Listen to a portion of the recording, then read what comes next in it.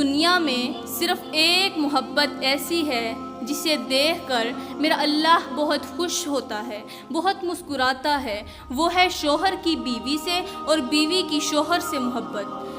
میاں بیوی کا رشتہ دنیا کا واحد وہ رشتہ ہے جسے اللہ تعالیٰ نے اپنی نشانیوں میں سے ایک نشانی کہا ہے، سبحان اللہ، اور کسی بھی رشتے کو اپنی نشانی نہیں کہا، کیونکہ یہی رشتہ معاشرے کی بنیاد ہے۔ شوہر کے لیے بیوی سے اور بیوی کے لیے شوہر سے بڑھ کر کوئی اچھا دوست نہیں، کوئی بھی دوست نہیں۔ واحد وہ دوست ہے جو بہترین مشورہ دے گا، کیونکہ کچھ بھی ہو، حالات جس طرح کے بھی ہوں، حالات اچھے ہوں یا برے، دونوں کو مل کر ہی ان کا سامنا کرنا پڑتا ہے، اور یہی دوستی ہے۔ دوست وہی ہے نا جو خوشی میں بھی ساتھ دے اور غمی میں بھی ساتھ دے۔ تو میری پیاری اسلامی بہنوں، آج میں آپ کے لیے ایک بہت ہی خوبصورت واقعہ لے کر آئی ہوں، بہت ہی خوبصورت، زندگی بدل دینے والا۔ خصوصاً شادی شدہ بہنیں اس واقعے کو دل کے کانوں سے سنیے گا۔ زمانہ قدیم کی بات ہے کہ ایک شوہر اپنی بیوی سے بہت محبت کیا کرتا تھا، صرف محبت ہی نہیں بلکہ مودت کیا کرتا تھا۔ جس طرح مچھلی کو پانی کے ساتھ مودت ہوتی ہے، بالکل اسی طرح اسے اپنی بیوی سے محبت تھی۔ مچھلی کو کس طرح مودت ہے کہ اگر اسے پانی سے باہر نکال دیا جائے تو یہ پانی کے بغیر زندہ نہیں رہ سکتی، چند سیکنڈز کے لیے اسے باہر نکالا جائے تو یہ تڑپنے لگتی ہے اور وہیں مر جاتی ہے۔ تو اس کے شوہر بھی اپنی بیوی سے بڑی محبت کیا کرتا تھا، مودت کیا کرتا تھا، وہ اپنی بیوی کے بغیر زندہ نہیں رہ سکتا تھا۔ زندگی کے خوبصورت لمحات گزر رہے تھے کہ ایک دن ایسا آیا کہ اس کی بیوی کو ایک مہلک بیماری لگ گئی، بہت ہی مہلک، گندی سی کوئی زہریلی سی بیماری لگ گئی۔ اب اس کے شوہر نے اس کا بڑا ہی علاج کروایا، دعا دارو کروایا، بہت علاج کروایا، مگر سب بے سود رہا، اسے شفا نہ ملی، یہ صحت یاب نہ ہوئی۔ وہ بیماری بڑی ہی مہلک تھی۔ اب اس کا شوہر اتنی محبت اور مودت کرتا تھا کہ وہ اپنی بیوی کے لیے اپنی جان تک دینے کے لیے حاضر تھا، مگر ہوتا وہ ہے جو اللہ کو منظور ہو۔ پھر اللہ فرماتا ہے کہ اے میرے بندے، تو کرتا وہ ہے جو تو چاہتا ہے، مگر ہوتا وہ ہے جو میں چاہتا ہوں۔ اے میرے بندے، تو وہ کر جو میں چاہتا ہوں، پھر ہوگا وہی جو تو چاہتا ہے۔ تو ہوا وہی جس کا ڈر تھا۔ اس بیماری نے، وہ بیماری اس قدر خطرناک تھی کہ اس نے دونوں میاں بیوی کو، شوہر سے اس کی محبت کو جدا کر دیا۔ اس بیوی کا انتقال ہو گیا، اس عورت کا انتقال ہو گیا، وہ فوت ہو گئی، مر گئی، اس دنیا فانی سے رخصت ہو گئی۔ اب اس کا شوہر بڑا ہی پریشان ہوا، کیونکہ وہ بیوی سے مودت کرتا تھا، وہ اپنی بیوی کے بغیر زندہ نہیں رہ سکتا تھا۔ تو اس نے سوچا کہ چلو کوئی بات نہیں، اگر موت نے ہم دونوں کو جدا کر بھی دیا ہے، میری محبت کو مجھ سے چھین ہی لیا ہے، مجھ سے دور کر بھی دیا ہے، تو کوئی بات نہیں، زندگی سے دور تو ہو گئی ہے مگر آنکھوں سے دور نہیں کروں گا۔ اس نے اپنے گھر کے صحن میں ایک قبر بنوائی، اس قبر کے اندر اس کی تدفین کی۔ اب وہ اپنی بیوی کے ساتھ سوتا تھا۔ کس طرح وہ روزانہ رات کو اپنی بیوی کی قبر کے ساتھ چٹائی بچھاتا اور چٹائی کے اوپر سو جاتا، تو اپنا ہاتھ بیوی کی قبر پر رکھتا، اسے یوں محسوس ہوتا کہ جیسے اس کی بیوی اسی کے ساتھ سوئی ہوئی ہے۔ اسی طرح زندگی گزر رہی تھی۔ تو باہر سردی کا موسم تھا، ہر طرف، چاروں طرف، ارد گرد، ادھر ادھر، باہر اندر، ہر طرف سردی تھی، لیکن اس نے محسوس کیا کہ قبر کے اوپر تپش تھی۔ باہر سردی ہے لیکن قبر کے اوپر تپش ہے۔ وہ سویا ہوا تھا، تو جیسے اسے تپش محسوس ہوئی تو بڑا ہی پریشان ہوا۔ کافی دن ایسے ہی گزرے کہ قبر کے اندر سے تپش آتی رہی۔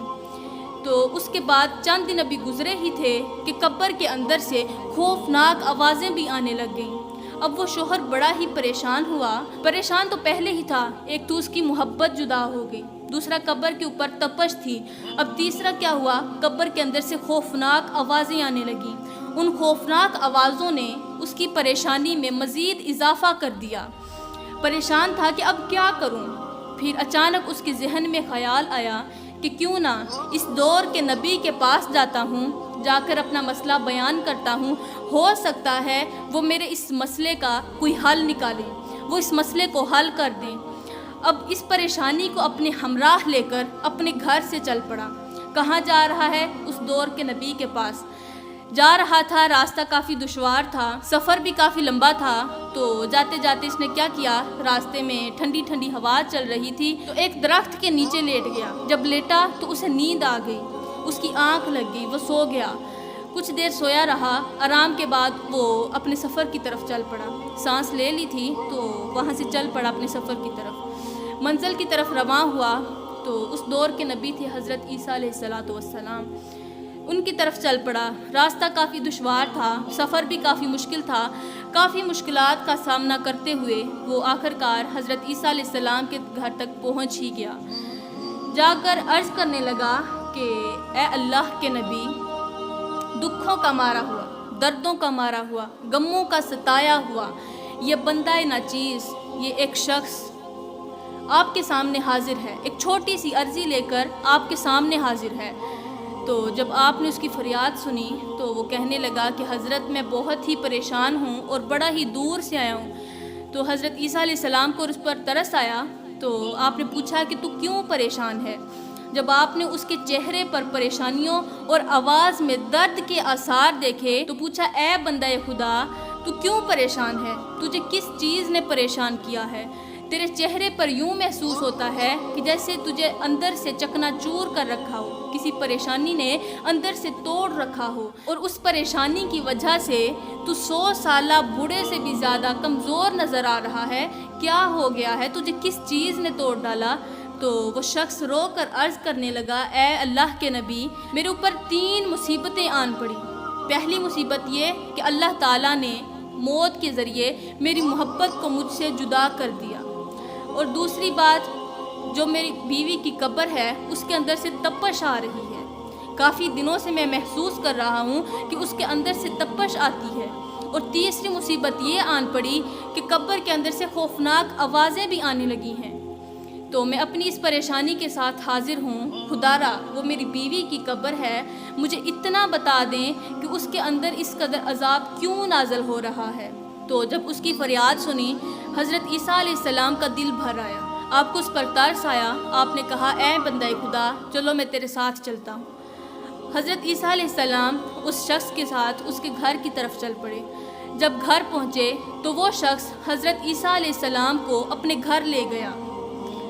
جب آپ گھر میں داخل ہوئے تو آپ نے دیکھا کہ صحن میں ایک قبر ہے۔ تو آپ نے پوچھا اے بندہ خدا، یہ کس کی قبر ہے؟ تو اس نے کہا یہی تو میری محبت کا ٹھکانہ ہے، یہی تو میری محبت کی آرام گاہ ہے، اسی میں تو میری محبت دفن ہے۔ تو پوچھا کہ تو نے گھر کے اندر یہ قبر کیوں بنائی، قبرستان میں کیوں نہیں بنائی؟ تو اس نے کہا کہ میں اپنی محبت کو اپنی آنکھوں سے دور نہیں کرنا چاہتا تھا، یہ محبت نہیں، یہ مودت تھی۔ تو جب حضرت عیسیٰ علیہ السلام نے پوچھا کہ بتا اسی قبر کے اندر سے آوازیں آ رہی ہیں؟ اس نے کہا جی بالکل اسی کے اندر سے آوازیں آ رہی ہیں۔ تو حضرت عیسیٰ علیہ السلام نے وضو کیا، وضو کر کے 2 رکعت نماز نوافل ادا کیے۔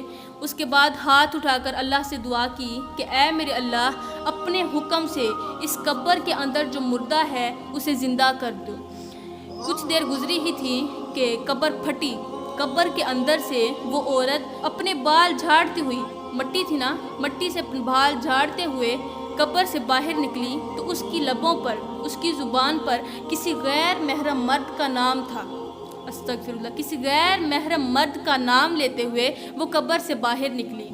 تو حضرت عیسیٰ علیہ السلام نے کہا کہ یہی ہے تیری بیوی؟ اس نے کہا جی جی یہی میری محبت ہے۔ وہ شخص بڑا ہی پریشان ہوا کہ یہ کس کا نام لے رہی ہے۔ حضرت عیسیٰ علیہ السلام نے کہا کہ اے بندہ خدا، جس سے تو محبت کرتا ہے، جس سے تو مودت کرتا ہے، اس کا تو خاتمہ بھی ایمان پر نہیں ہوا۔ پوچھا وہ کیسے؟ کہا کہ اگر حضرت عیسیٰ علیہ السلام نے فرمایا کہ اگر تیری بیوی کا خاتمہ ایمان پر ہوا ہوتا تو کبھی بھی یہ غیر مرد کا نام لیتے ہوئے نہ نکلتی، بلکہ کلمہ پڑھتے ہوئے قبر سے باہر نکلتی۔ تو اس کے بعد حضرت عیسیٰ علیہ السلام نے فرمایا کہ اے بندی، اس عورت سے مخاطب ہوتے ہوئے کہا اے اللہ کی بندی، تو یہ بتا کہ تو جس شخص کا نام لے رہی ہے وہ شخص کون ہے؟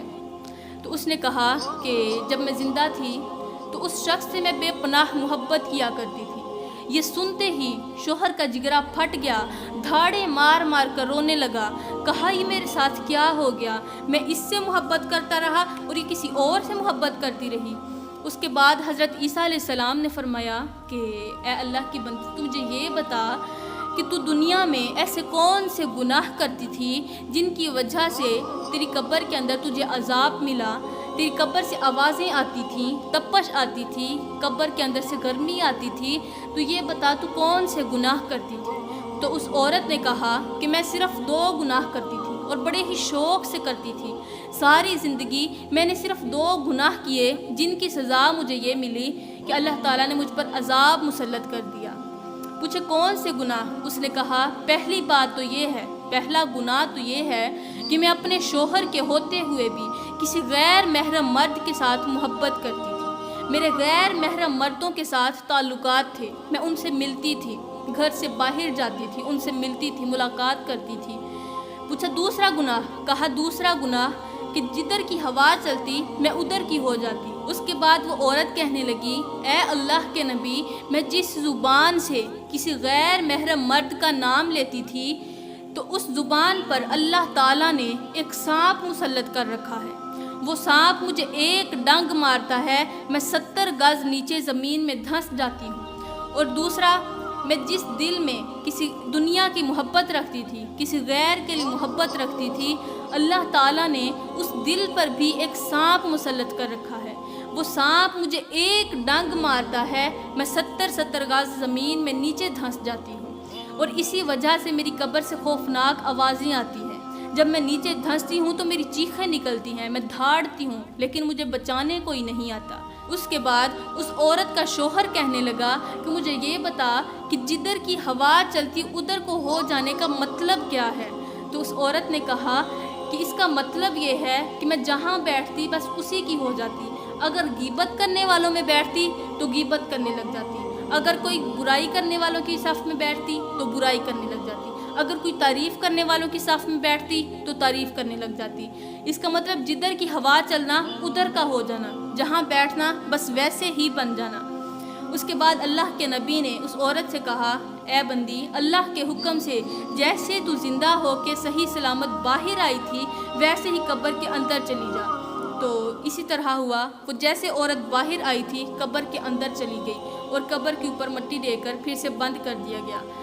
تو اے اسلام کی مقدس شہزادیوں، 2 گناہ ایسے ہیں جو زندگی برباد کر دیتے ہیں۔ زندگی میں لاکھ نیکیاں کرو لیکن یہ جو 2 گناہ ہیں یہ ان سب پر بھاری ہیں۔